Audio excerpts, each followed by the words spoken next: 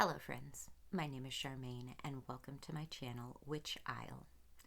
Today's topic is a little different. I walked myself through an exercise recently that brought me to a very raw place, but a raw place that is necessary for healing, a place that brought me to a couple of really important conclusions about my past. Those of us that have experienced trauma in the past know that revisiting that trauma is sometimes very, very difficult, especially if you haven't worked on a whole lot of emotional regulation skills. Being 15 years into emotional regulation practice skills,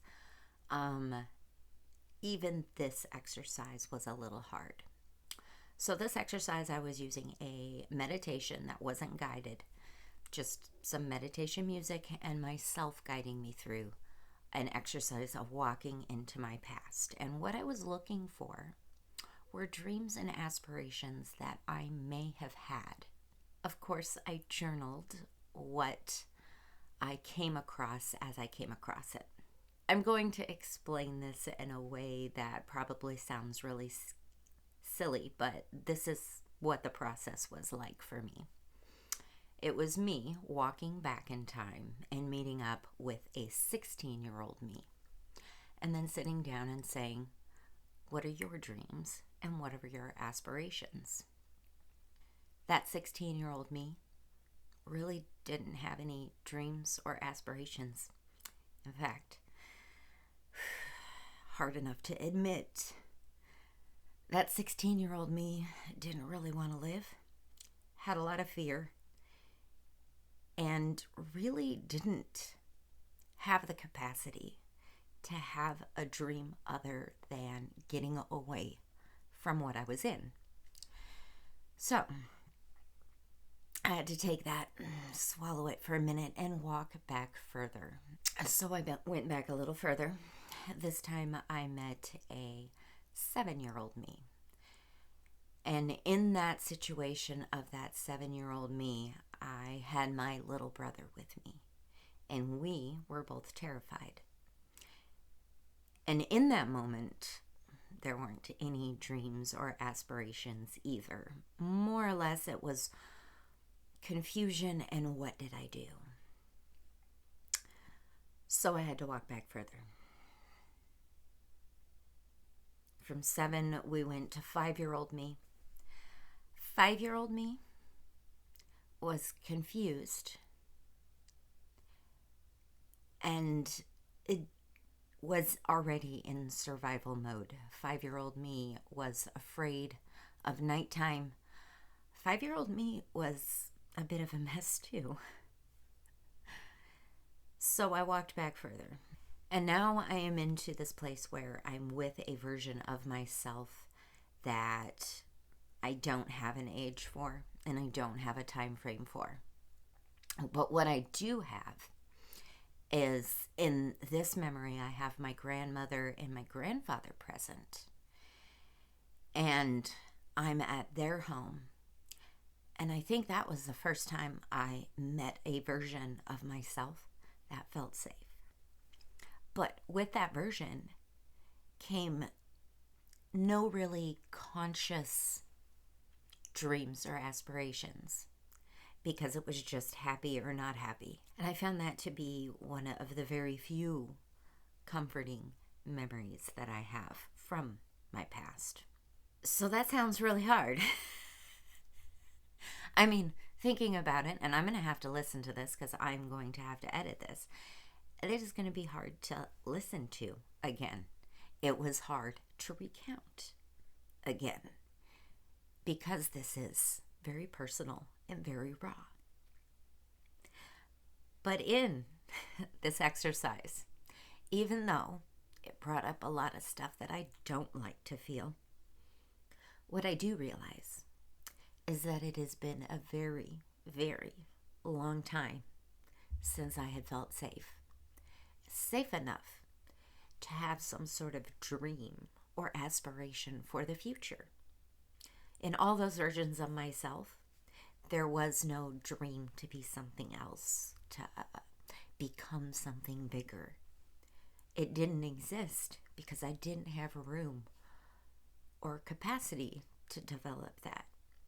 I remember the frustration of being in high school and confronted with, what do you want to do after high school? And I never really had an answer.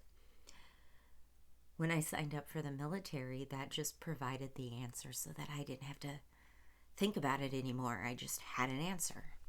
The second lesson that I take away from this exercise is that healing takes time and it takes effort.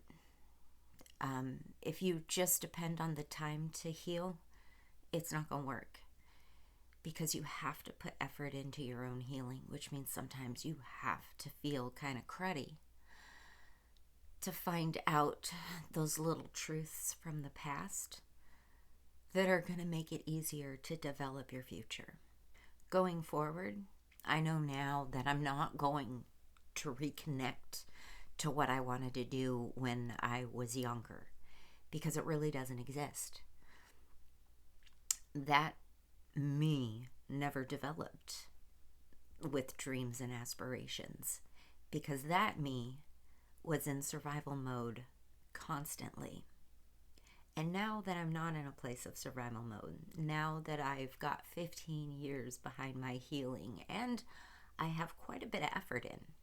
I mean, I have journals of stuff that I have processed through, trying to emotionally regulate what is going on with me so that I can make sense of my triggers and how to cope with them when they happen, so that the next time a trigger comes along my path that I've experienced before, I can go, oh, I know how to get by this one. That is the point of these exercises. Now, because I got myself into a place where I am very raw, it is very important for me to have self-compassion now and to move forward doing something in my day that is going to bring me some joy, something that I like to do. Now, this brought me to a place where I struggled, and I have emotional regulation skills to get myself through it. And I even have really, really good support friends that can help me process if my own journaling doesn't process it through for me.